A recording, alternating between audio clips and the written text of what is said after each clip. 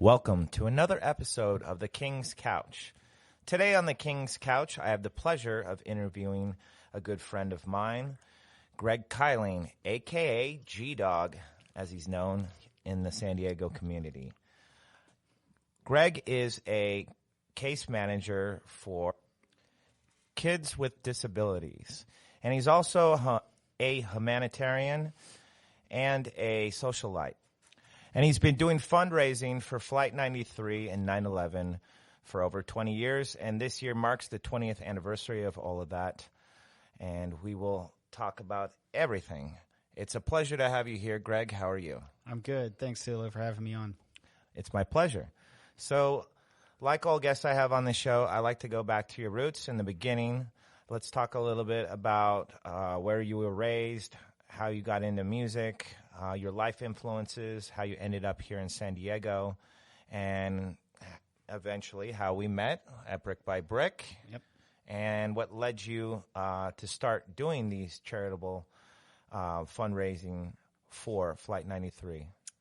Sure. So I'm a East Coaster. I was born in Maryland, grew up in the Maryland, Virginia, D.C. area until early 90s, and then just wanted to change the scenery. My brother actually is a Marine, and he made it out here first. He was stationed at Camp Pendleton, and so between that and one of my best friends moved out here in the mid-90s, I decided to make my way out here. So prior to that, I was in Arizona and Phoenix for about 2.5 years, and then around, I want to say March of 97, I made it to San Diego. So I've been out here ever since then, and immediately got connected with the music scene. One of the first people I think I actually met was Jason from Sick World at a show as a bar in PB at the time. I think it was called Schooners, and Ghoul Spoon was playing, and that was my very first show in San Diego,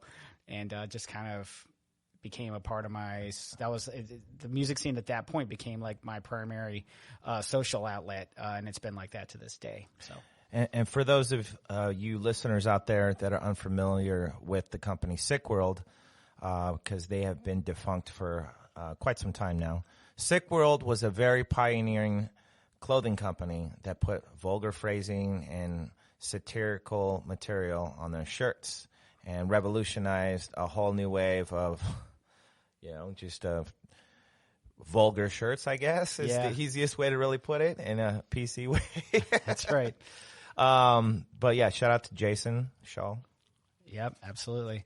I actually worked there in one summer in between jobs, and it's a fun group of guys that ran that company, and of course, pretty much any San Diego band and Southern California band and elsewhere can identify with Sick World. Their stuff is everywhere. So, yeah, big shout out to Jason. Yeah, like for example, up until recently, before they tore down the Hard Rock in Vegas, Slash's little display case had his guitar case covered in Sick World stuff. And nice. Many celebrities loved Sick World, supported them heavily. Yep. And were even featured in some of their catalogs. That's right. Yeah, still rock some of their shirts. I've still kept over all these years, and it's just Sick World is like kind of a great connection to the music scene in San Diego. It was one of the things that brought us all together. And speaking of that, that's how we met. Yep. So I started working at a venue called Brick by Brick here in San Diego back in 2001. And I met you around that time when I was making my transition from working at Kane's Bar and Grill. Yeah. And let's talk about 2001, how crazy of a year that was. Yeah. 2001, definitely a life-changing year for me and for a lot of people, obviously, in the country. So September 11th, 2001. Obviously, the 20th anniversary is this coming Saturday, and I have a personal connection with that day, along with several thousand other families and countless friends. As you may or may not recall, 4 commercial airliners were hijacked that morning, and 2 were flown into the Twin Towers of the World Trade Center in New York. A 3rd plane was crashed into the Pentagon in Washington. And the 4th flight, United Flight 93, was crashed in a rural field in Shanksville, Pennsylvania, and my friend Diora Bodley was a passenger on that flight. And how did you know Diora? So Diora and I met in early, when was it? 1999, actually.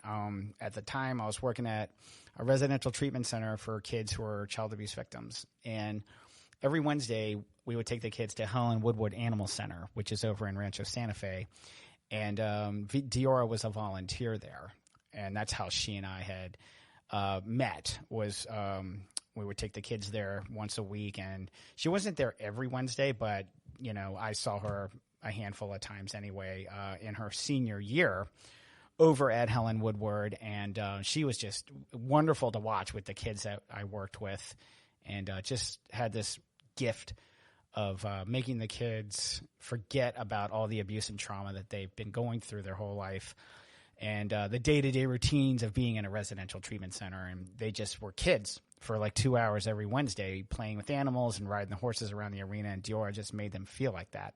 And that's the thing I remember the most about her.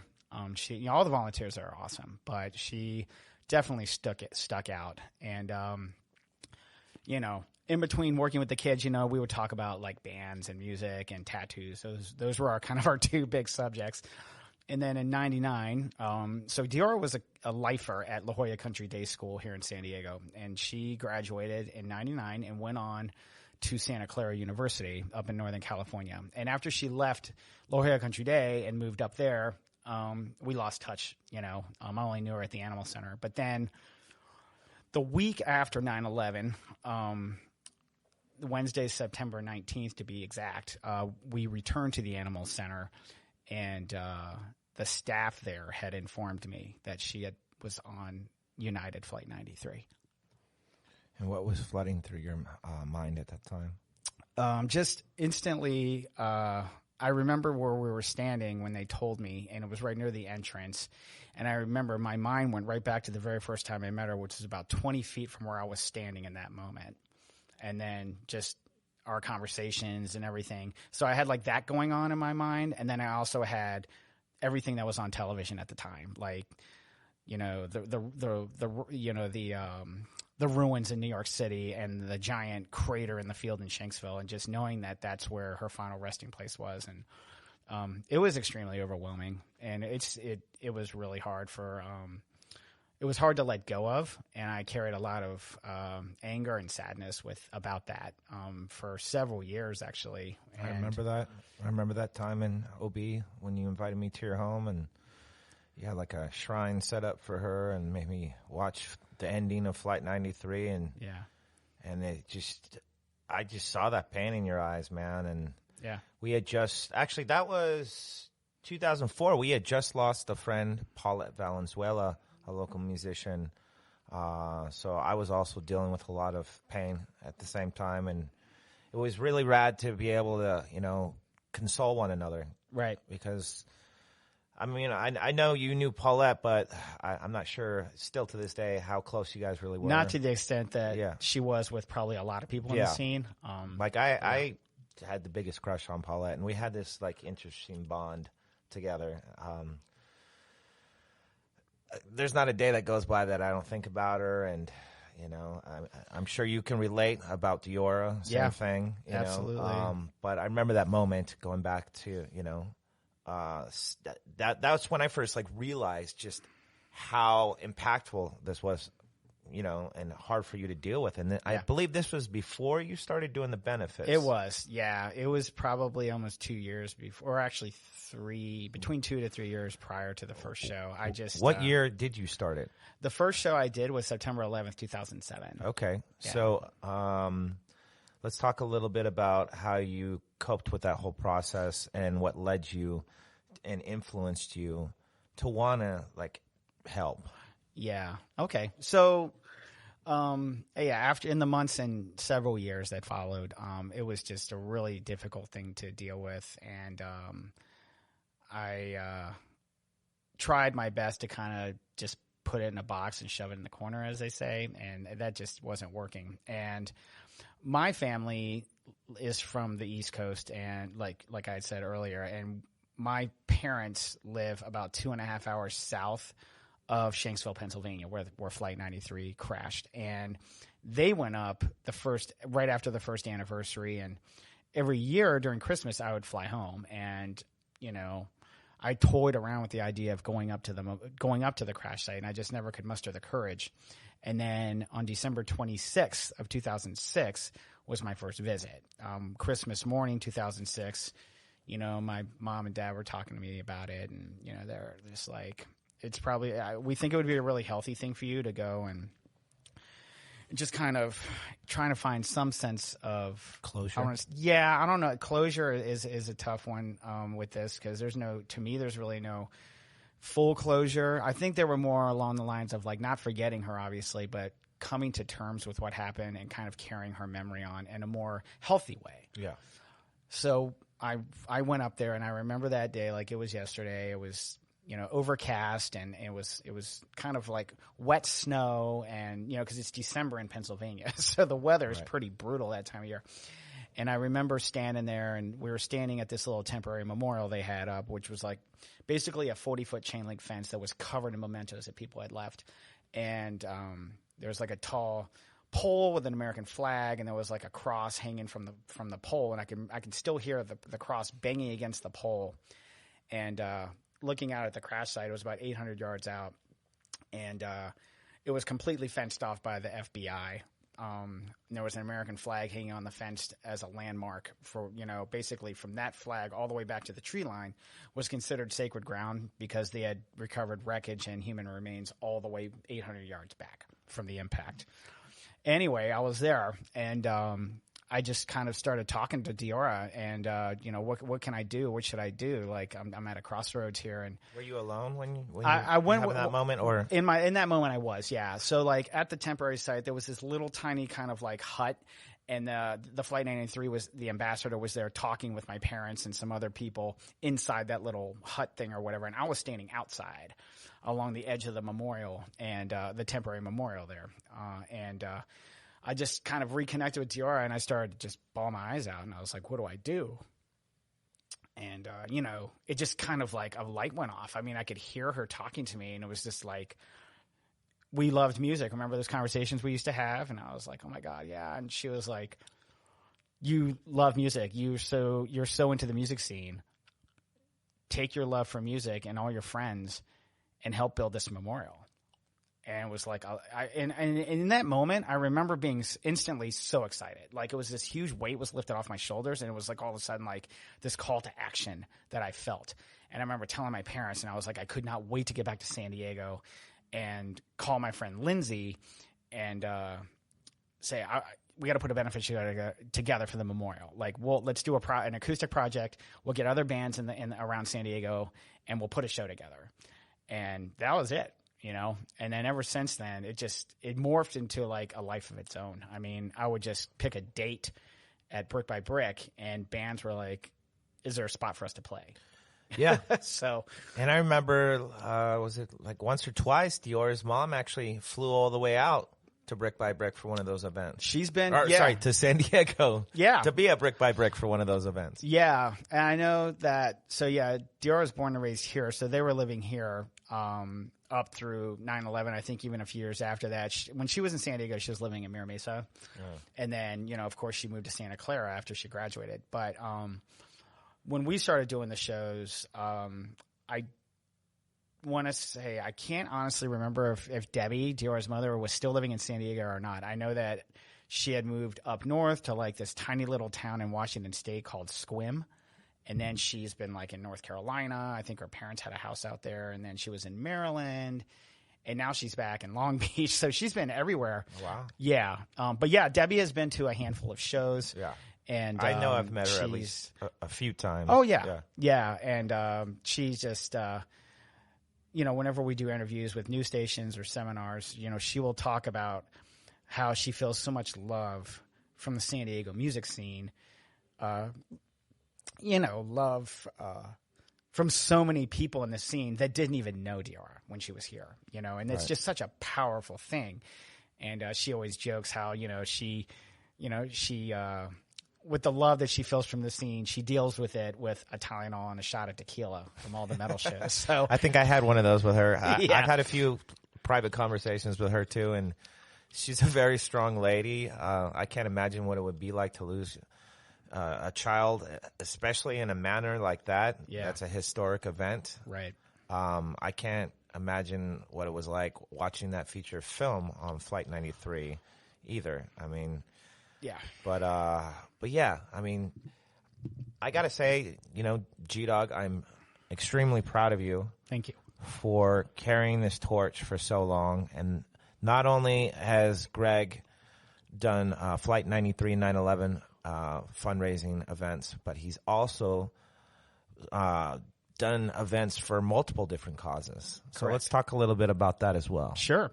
Yeah. So the Flight 93 benefits are what spawned doing the shows, and then it just suddenly became this like gut reaction. Like whenever there was a need for, say, a community to need support, or somebody has passed on that was in our scene, my immediate reaction, and I don't know if this is selfish or not, but my way of, of coping with it in so many words, at least in the early stages, was let's do a show. I wouldn't say selfish. I'd say selfless. Oh, well, thank you. Yeah. If anyone watched my video the other day, I talked about that. That's exactly you or what the world needs more of right now. More Thanks, people Darrell. acting selfless rather than selfish. Thank you. And, it's, I guess you could say that I've always wanted to help people and be there for people and kind of put my needs aside throughout life. I can honestly say after 9/11 and Diora's story and her fellow heroes on 93, that my level of selflessness, I definitely think, has gone way higher. And I have to honestly attribute that to them, because what they did that morning was the definition of selfless. And the money that you've helped raise has gone to building a proper memorial. Correct. So let's talk a little bit about that. Sure. So I've done, I want to say 25 or 26 Flight 93 benefit shows over the years. And obviously there's only been 20 years since the anniversary, and I started the shows 18 years ago. There were certain years early on where I would do 2 shows a year. Like I do one on or around the anniversary, and then there were some years, it was actually one, I think, Sula, you guys were scheduled to play. I was doing them also on or around Diora's birthday in April. I remember that, yeah. Yeah. And I had some scheduling conflict with one of my band members or something like that. Right. I couldn't, unfortunately, play the event, but I still attended. Yep, I do remember you were there. And so, yeah, that's the answer there. It's like, how do you do 25 shows if it's just an annual thing? And that was the thing. I did more than annual shows. So, yes, all the money that I raised towards Flight 93 National Memorial went to a specific element of the memorial itself. The memorial was built in a 5-phase process. Basically, 5 different, pieces of the memorial exist. So you have the Sacred Ground Plaza, which is kind of the area where the plane crashed, and there was a walkway that takes you along where the plane, along the route where Flight 93 crashed, and it's kind of off to your left out in the field. And you walk up the walkway, and there's a wall of names. It's 40 marble columns that are connected, and each column has a passenger or crew member's name engraved into it. So that's the Sacred Ground Plaza. And then you have these 40 memorial groves, which is like a walkway that leads you down to the Sacred Ground Plaza, and that's consisting of 40 memorial groves. And so the theme is 40 through the whole thing, because there were 33 passengers and 7 crew.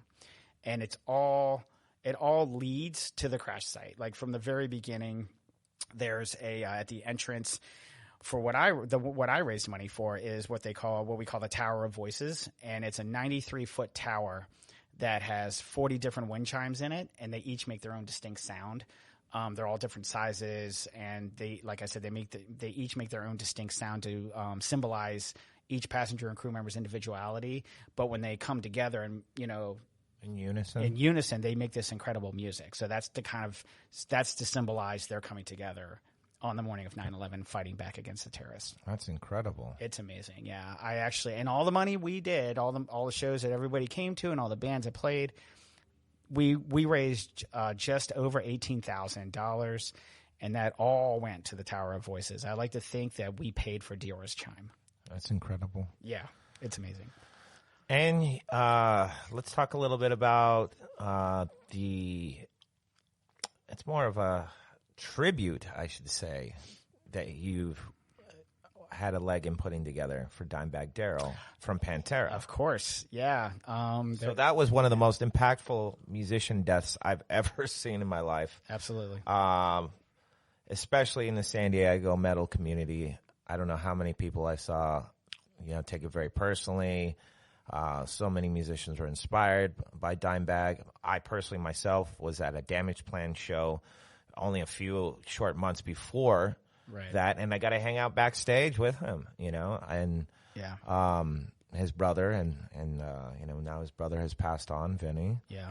But let's talk a little bit about what inspired you and the rest of the community to put these events together, and they're still going today, Art. Oh yeah. I will talk about that one too. So I remember actually I was standing outside Dream Street one year. Dream Street was an old venue in Ocean Beach. I'm sure all the local scene remembers it, but we were at a show or something, and there was a bunch of people there, and my buddy Brett Reichman, he was standing right outside Dream Street. And I have to actually give credit to Brett because we were talking, and I think we were talking about one of my Flight 93 shows or something. And he said, we should he's like, I don't know if he said we or you, but he was like, there should be a benefit for Dimebag. And I was like, we're doing a benefit for Dimebag. And like, that was it. I gave him a hug and I was like, we're going to make this happen. So I basically was like, okay, his anniversary is December 8th. I looked at the calendar, and the first show we did was either on or right around the anniversary in 2013. And it started off as just local bands. It was like 7 local bands, and there was one band that was called Get Ya Pull, and it was local musicians that came together and did Pantera songs. I remember that, yeah. So that's how it started. And then as the years went on, the Pantera set got bigger, and it was less bands. And then, so the last couple of Dimebag shows, it's been nothing but, no band. It's just been musicians getting together and doing Pantera songs, Damage Plan songs, etc. So you have Team Cowboys, Team Vulgar, Team Driven, all naming after the albums and stuff. And this year, we didn't obviously do it last year because of fucking COVID, but this year it's on again. It's December 18th at Brick by Brick. I've seen the set list, and it is sick. Awesome. We're very excited, and I'm going to be partaking in it again this year. A buddy of ours in the scene, Scott Clift, had passed in March of 20, I believe. Yeah. And, yeah, good old Scott. And shout out to Scott Clift and his widow. Yeah. And Scott was a big part of the scene and just a big lovable guy and a great photographer. Amazing photographer. We definitely all miss him and think of him often, and he's always there in spirit at the shows. And anyhow, I'm not sure. Oh, and so regarding Scott, myself and my buddy Esty and Ray from RDG, we're going to be doing a song, acoustic song as a tribute to Scott at the Dime Show. That's really cool. Very excited about that. I just wanted to share my final moment with Scott while we're talking about him. Yeah. Because it just reminded me of that. And last year, when I was going through a tough time, just missing playing music, combing through YouTube, I found a video that somebody shot because Scott came out his last local concert he went to. Besides, that was the last time I saw him. It was for my birthday. Was that your show? Yeah. Yeah, I didn't make it out for his fundraising event. I didn't realize that he had that little time left, and finding this video brought tears in my eyes because the final shot is of us. Yeah. Giving him props and calling him the true king of rock and roll. Yeah. And then the final camera shot is of his face and just how astonished and touched he was. Yeah. And I'll always have that to reflect on. And I'm very thankful to whoever shot that. I think it was Mario's aunt that was at the show, shot that. And I had no idea it existed. And I'll miss that, man. So. Yeah, absolutely. Yeah. He was actually, I guess I had it reversed. For him to come out to that show alone I know. shocked the hell out of me. Yeah. I couldn't believe it. Yeah, I do remember. I mean, I'm pretty sure it was your show, but he was there. I remember a bunch of us being around him and taking pictures in the venue. Yeah, that was at Bar Pink. And his Bar Pink, exactly. And I remember at the end of the night, me and our buddy Rick walked him, and Scott was in his wheelchair, and Rick and I walked him and his wife back to the car. We actually helped load him into the car. And then, so I think then his benefit in Santee at Full Circle, I think, must have been after your show. Yeah, I was sick that night, so I couldn't make it. And I was at I did see him there, so that I was so bummed because I wanted to go, and I was like a little under the weather. Yeah. And maybe I had COVID then. I don't know. Who knows? I know. It's hard to tell these days, but we're not going to talk about COVID. Yeah. Nope. Not happening. We're not going down that road. Yeah. Scott Clift, look him up. There's a tribute page on Facebook. He had a real gift and an eye for photography, and was a huge supporter of the San Diego music scene as a whole. I mean, he would just show up and shoot, you know, and it was a very beautiful soul. Yeah, and Scott, and we have so many great photographers in our scene that just go out of their way to take these incredible photos, just out of the goodness of their hearts, and just really grateful. It's just another example of how awesome our scene is. It's like supportive community. Yeah, exactly. I mean, all the benefit shows I do, when bands are like jumping at the bit to like get on it, it just like, it's not just their talent, it shows the character and the people that they are, and so to me, it's like seeing them on stage, it's like, yes, they're incredible to watch, and their music's amazing, etc. But they're up there for a reason, and they're doing it out of the goodness of their hearts, and they know how important it is, especially to me and the family members. So to me, that's what makes our local scene to me so amazing, is just the character and the love that our music scene, in terms of like giving back to the community, all these different charities, Yeah, that's what kept me going for so long, man. Yeah. 8 years I worked there and did that, and then I went on to open up the studio, and I tried to give back in a different way, give people a place to create instead of a place to go watch people playing what they created. Yeah. And yeah, a lot has changed in the 20 years that we've known each other. That's true. A lot. A lot this year is our 20th anniversary as friends. That's true. Yes, this is the 20th anniversary. Wow. Yeah. And let's talk a little bit about what you've been doing lately. You've been on the news a lot over the years. Yeah. So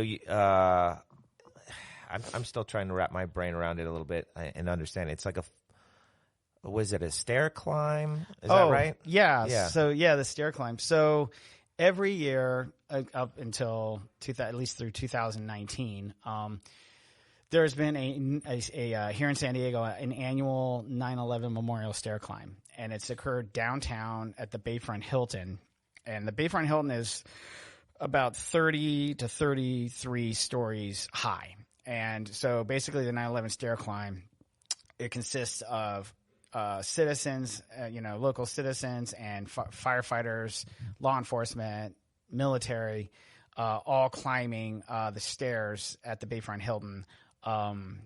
We do a total of 110 stories, climbing 110 stories to represent the 110 stories that were in the World Trade Center towers. Wow. And all the money that's raised at the 9/11 Stair Climb has gone over the years to San Diego Firefighter Aid and other related charities like Psych Armor Institute and Firefighter Cancer Support Network, National Fallen Firefighters Association. And so raised hundreds of thousands of dollars over the years for those charities. And obviously last year it did not happen because of COVID. However, pre-COVID, go back like 3 or 4 years, I started a team here in San Diego called Team Diora. And Team Diora is a team that gets together and we do our own stair climb. We've done the 9/11 stair climb here, downtown, the one that they always have. However, last year it didn't happen. So one of my teammates and I, we did our own stair climb at her office building downtown last year. Because fuck COVID. Like, nothing is going to get in the way of the anniversary. So we did her office building. It's outdoors, right? Well, it's the stair climb itself is obviously traditionally it's down at the Bayfront Hilton inside the hotel. So we did the same thing at my friend Judy's office building. She's one of our teammates. Her office building is 22 stories. So we climbed her stairwells 5 times to equal 110 stories. And the way it's done is I try to follow how we do it in the regular 9/11 stair climb, except I've added some additional, I guess, important moments during the climb. So we start the climb promptly at 8:46 a.m. with a moment of silence. I have a bell. And at 8:46 a.m. on September 11, 2001, that was the moment American Airlines Flight 11 hit the North Tower. So that was the first impact. So after we do that first moment of silence, we do our climb, and then it's followed throughout the climb. We will stop and have moments of silence at 9:03 when United 175 struck Tower 2, at 9:37 when the Pentagon was struck by American 77. We'll do a stop at 9:59 when Tower 2 collapsed, a stop at 10:03 when United Flight 93 crashed in Shanksville, and then we conclude the climb with a moment of silence at 10:28 when the North Tower fell. Wow. Yeah.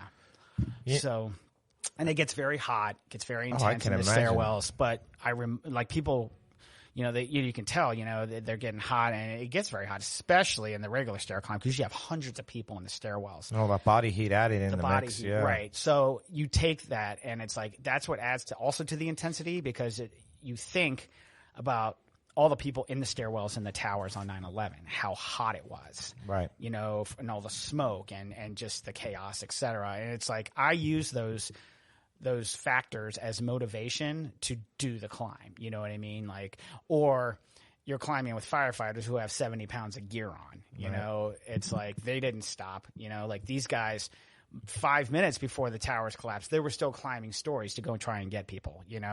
So that's the motivation I get to not stop and do this thing, every year. And of course, I have Dior in my head the entire time.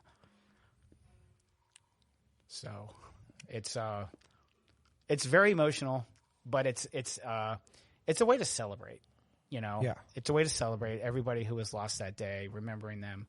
And then of course, probably close to 1,000 at least, I think now. First responders have died from 9/11 related cancers and other illnesses.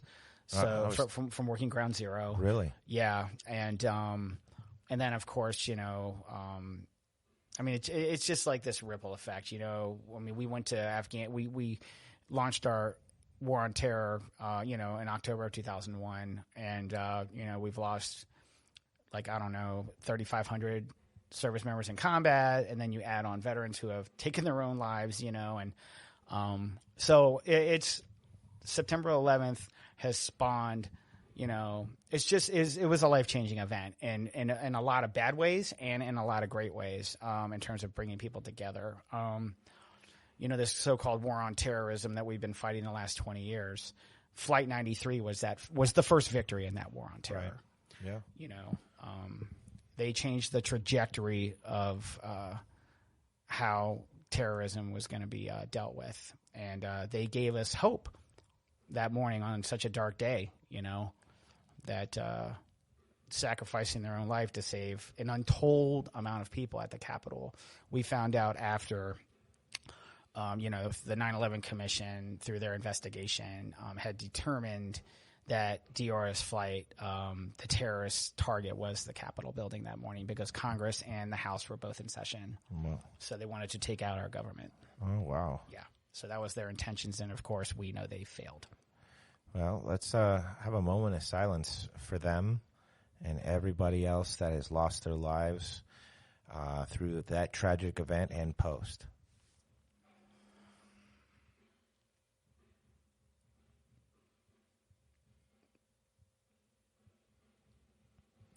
So that was a moment of silence for everybody that's lost their lives fighting for this country, and just being selfless and trying to save countless amounts of other lives.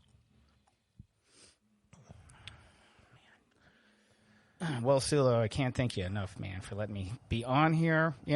As hard as it is to talk about, I see it as an opportunity to educate people. That's kind of my mission also as Diora's friend and my civic duty, I feel, to everybody who we lost on that day is people need to learn about what happened that day. They need to know about not just the horror that happened, but they need to understand all the heroic acts that happened as well. Be it firefighters or law enforcement, or the men and women on United 93. There was a lot of heroism that day, and in a weird way, it gives me hope for humanity to know that they have set an example that people can learn their story, whether it's going to the memorial or seeing a movie or talking with a loved one who lost somebody, learning their story and learning about them as individuals. It's like, what can you find in common with somebody who was on United 93? Right. Like for me, I knew Diora, but for someone who, and we had our similar interests, but it's like, go read up on somebody who was on the flight, and find a way to identify with them and take what they did that morning and use that selflessness and go out and make a difference in the world. Right. Well, that's the beauty part about this show is my tagline is everyone has a story to tell, and I just want to help yours get heard. Thank you. So I would like you and every other guest I had to use this as a flagship to put out into the world. And even if it touches just one listener, it still counts. It makes a difference. Absolutely. Because that one listener can go out and make a difference, and other people can follow their example. Exactly. So before we wrap up this interview, let's talk a little bit about what influenced your career and where you're at with your career. We haven't even talked about that yet. Yeah. And that's a pretty key part of this whole story. It really is, yeah. So I've been working with kids with disabilities probably since the early to mid 90s. Probably like, when did I start? Like 1994, I think. And worked in different psychiatric hospitals and residential treatment centers. And that kind of stemmed from just childhood trauma that I had experienced. Everybody has their baggage, Oh, yeah. I've got baggage. I'm an abuse survivor. I have a Never judge a book by its cover. Exactly. Yeah. But it's about taking that baggage or taking those adversities in life and trying to channel that energy into positive things. I'm an abuse survivor. I have a traumatic brain injury from multiple concussions, things like that. It's like, that's what kind of drove me towards like helping kids who felt like they didn't have, like they don't have a voice, Right. like they can't advocate for themselves, so I like to step in and advocate for them. They don't have family, they don't have a support system. So it's like, as a case manager for kids with disabilities, which is that's my most recent job, which I've been doing for about over 13 years. I ensure that the services that I can help get them provided are, most conducive to their needs and their skills and their interests, and I promote inclusion being, the opposite of segregation. Right. Like people with disabilities are entitled to work and go to school and have happy lives just like everybody else. And that's one of my main roles as a service coordinator. Is I also, it's not in our job description, but I just choose to advocate for those who are less fortunate and cannot advocate for themselves. So that's kind of what I do during the day. Wow. And then at night, I when I'm not playing the dad role, which is... No, that's recent too. yeah. I've got she's going on a year and a half now, little Annabelle, and she's my world and my best friend. And yeah, that's a whole other show. But yeah, she. And you got one coming on the way too? I got another girl coming on the way, yeah. So, it's like you find these reasons to get up in the morning. You find these reasons to go on, despite all the shit that you deal with every day, whether it's as an individual or if you're looking at the world in general. And there's a lot of darkness and a lot of uncertainty going on, obviously, and it's been like that for a while. But I like to try and just focus on the positive. And like I wake up and, Annabelle wakes me up, but just like this little 22-pound person is like, she's my reason to get up in the morning, and go out and do the best I can for whoever I can. And, I just, hate is just baggage, man. I don't understand it, like, there's just questions that I've I've had for 20 years. I know that I'll never get answers for, what drives people to do what they do when it comes to, taking other people's lives and, whatever. It's, I found that is just negative energy, trying to figure that stuff out. And I just, I try and stay positive, man, and just focus on the positive. That was the whole thing behind doing the benefit shows, was like taking that tragic event and the loss of Diora and making it into something I know she would be proud of. And what better through the power of music? Power of friends and music. That's what I've always said. Music has a lot of healing properties and sound frequency. And that's something I definitely promote into my practice these days. Every day. I actually have a device that stimulates your vagus nerve, and it's through earbuds. Yeah. So you have your left earbud stimulating your vagus nerve, activating that happy hormone in your brain. Nice. While you're listening to relaxing music. Obviously you can't listen to something that's going to boost your adrenaline, and Sure. it's supposed to be a relaxing experience, right? Even though that's relaxing for us, right? You know what I'm Yeah, saying? exactly. But yeah, I have to commend you for all the selfless work that you do through your career, through all the fundraising you've done for all the different charitable organizations and causes. And it is a real pleasure to have you here on the show. Thank you, now comes to the part of the show where I like our guests to leave an empowering message for our listeners. So do you have a phrase or any kind of special message that you'd like our listeners to know or hear? I guess I would say there's a phrase that I've always carried with me that my critical skills teacher told me, 20-odd years ago. But he concluded our class, like the last class of the semester. He said, find someone to love, find something to do, and always have something to look forward to. And that's been my motto in life. Awesome.